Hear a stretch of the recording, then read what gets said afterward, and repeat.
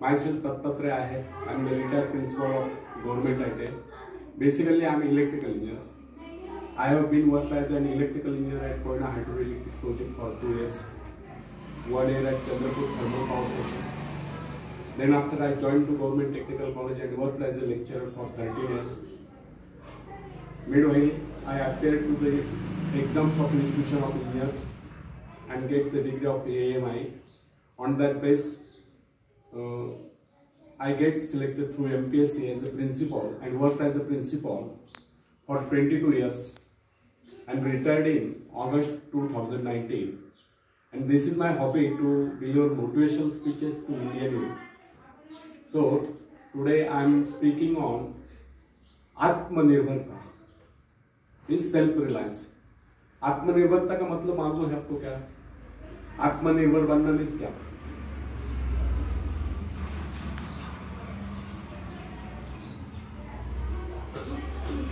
क्या है आत्मनिर्भर बनना मीन्स क्या? अच्छा ठीक है, और कोई बता सकता है?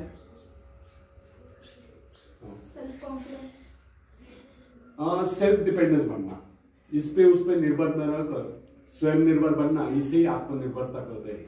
और लॉकडाउन पीरियड में अपने प्रधानमंत्री नरेंद्र जी मोदी सर ने आत्मनिर्भर भारत इस विषय पर स्पीच दिया था।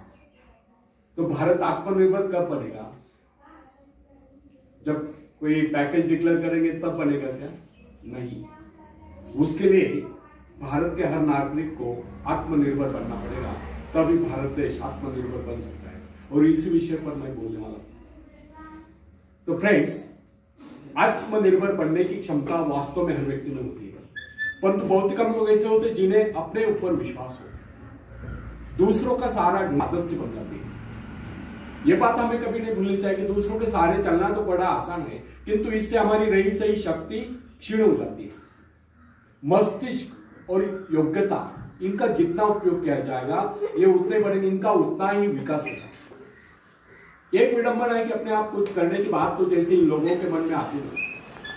कुछ लोग अपने आप एक ही काम करते रहते हैं और वह अपनी बदनसीबियों का रोना रोना या दूसरों के आश्रय कर उनके गुणगान करते हैं।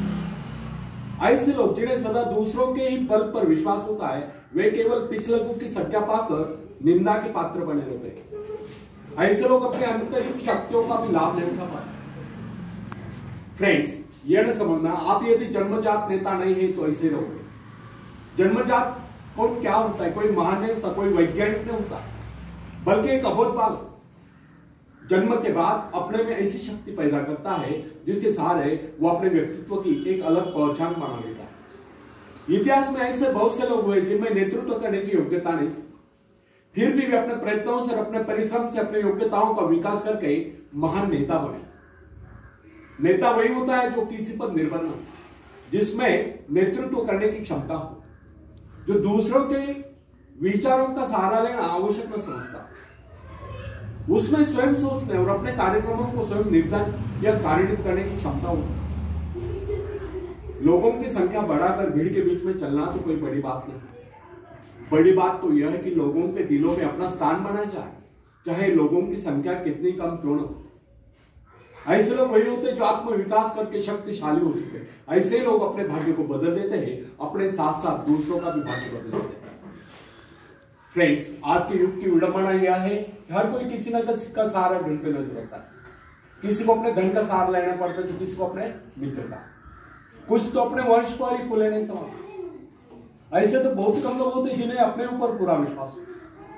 दूसरों की शक्ति पर जीने वालों का एक मनोविज्ञान यह भी होता है कि ऐसे लोग सदैव किसी न किसी को दोष ठहराकर अपना पक्ष बचाने के अवसर ढूंढा करते। वास्तविकता यह है, इस प्रकार की आदत कायर प्रकृति की परिचायक है।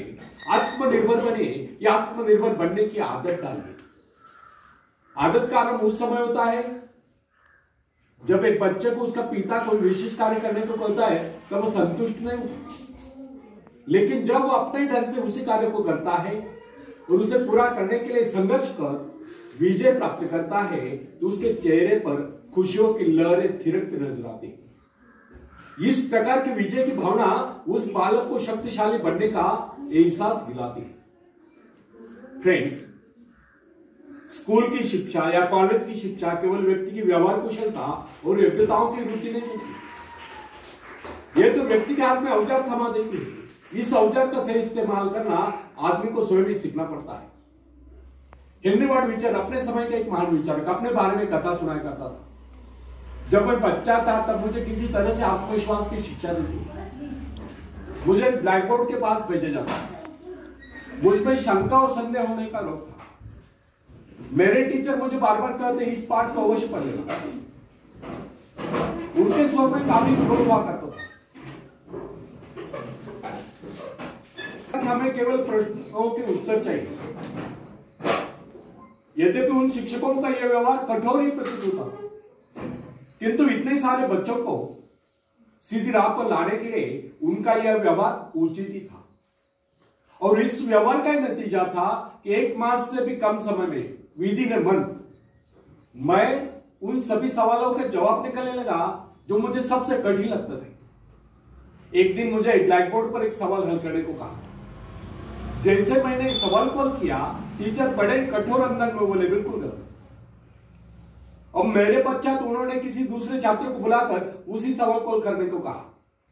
उसने उसी तरीके से सवाल कॉल किया जिस तरीके से मैंने किया था। मेरा उसका जवाब एक था। फिर टीचर उसकी पीठ थपथपाकर बोले शाबाश, तू तो इस सवाल कॉल करने में सफल हो गया। और मुझसे आना गया। मैंने तुरंत ही खड़े होकर पूछा, सर यदि इसका और मेरा जवाब एक है, सुलझाने का तरीका एक है, फिर आपने मुझे डांट कर गलत क्यों कहा था? तब टीचर बोले, यह बात तूने पहले क्यों नहीं कही जब मैंने तुझे गलत कहा था? फ्रेंड्स, केवल पाठ को याद करने से कोई मतलब नहीं। हमारे भीतर यह विश्वास होना चाहिए कि जो कुछ हमने याद किया उसे कोई काट नहीं सकता। इसे ही आत्मविश्वास कहते हैं। और जिनमें आत्मविश्वास होता है वही तर्क दे सकता है, वही बहस कर सकता है, चर्चा कर सकता है। लेकिन जिसे स्वयं अपने ऊपर ही विश्वास न हो, वो क्या तर्क करेगा? उसके तो अच्छे कार्यों को भी अगर हमने गलत कहा तो उसे ये समझ लेना होगा, हो सकता है वो गलत ही हो। फ्रेंड्स, मनुष्य को भ्रम होता है कि अकेले काम करने से अच्छा किसी दूसरों की सहायता लेकर काम करना होता है। लेकिन अपने ऊपर विश्वास करके पूरी लगन से अगर कार्य को किया जाए तो उसमें सफल होने की आशा दोगुनी हो जाती है। हर महत्वाकांक्षा का अर्थ होता है अपनी शक्तियों का परीक्षण करना। लेकिन दूसरों की नकल करने, दूसरों पर निर्भर रहने से व्यक्ति में दुर्बलता ही तो आती है। शक्ति तो हमारे स्वयं के मेहनत करने से आती है। अखाड़े के पास बैठकर हम अपने शरीर को शक्तिशाली नहीं बना सकते, या दूरदर्शन पर एक्सरसाइज प्रोग्राम देखकर हम अपने शरीर को तंदुरुस्त नहीं बना सकते। इसके लिए हमें स्वयं ही व्यायाम करना होगा, स्वयं एक्सरसाइज करनी होगी। फ्रेंड्स, यदि आप जीवन में सफलता चाहते हैं तो इसके लिए आपको स्वयं ही प्रयास करना होगा, स्वयं ही उस रास्ते पर चलना होगा जो आपको उन्नति को ले जाता है। और वो रास्ता है आत्मविश्वास का। अपनी शक्ति को पहचान कर आप सफलता प्राप्त कर सकते हैं, या अपनी योग्यताओं को पहचान कर आप सफलता प्राप्त कर सकते हैं। मगर यदि आप यह सोचते हो कि संसार में कोई दूसरा व्यक्ति काम कर रहे और सफलता हमें प्राप्त हो, तो ऐसे कैसे सोच? जो लोग बच्चों को इस प्रकार जीवन क्षेत्र में उतरना चाहते हैं कि वे बिना किसी संघर्ष के, बिना कोई कष्ट उठाए आगे बढ़े, तो वे उनकी राह में कांटे बिछाते हैं।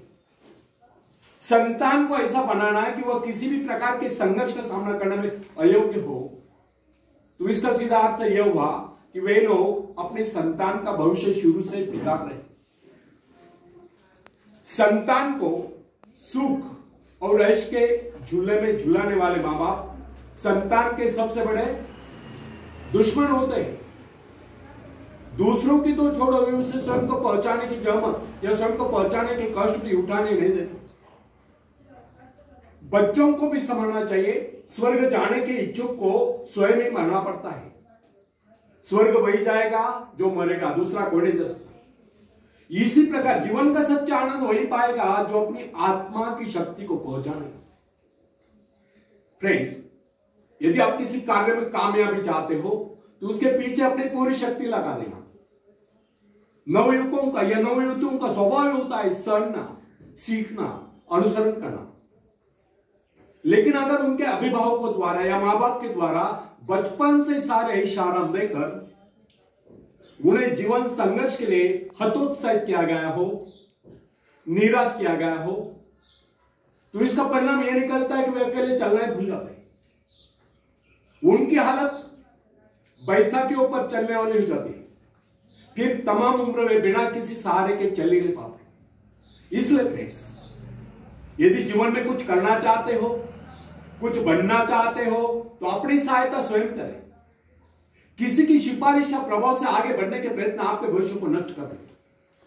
स्वयं को इस योग्य बनाओ कि आपको किसी दूसरों से सहायता की आवश्यकता न हो। अपने भीतर यथासाहस और विश्वास जगाइए। आनंद तो उसी उन्नति में आता है जो स्वयं के द्वारा प्राप्त हो। दूसरों के भरोसे उनकी सहायता से आगे बढ़कर अपने को अपंग बनाने का क्या उपाय हो सकता है? इससे तो मनुष्य की अपनी सारी शक्तियां दम तोड़ देती है, अपनी बुद्धि कुंद हो जाती है। जो दूसरों की सहायता का मोहताज बना देता है, जो अपना हाथ तक नहीं ला सकता, वह क्या कर सकता है? वह जीवन भर दूसरों का मोहताज बना रहेगा। ना उनमें आत्मविश्वास आता है, ना वे स्वयं के भरोसे आगे बढ़ पाते। उनका तो भविष्य ही अंधकार में होता है।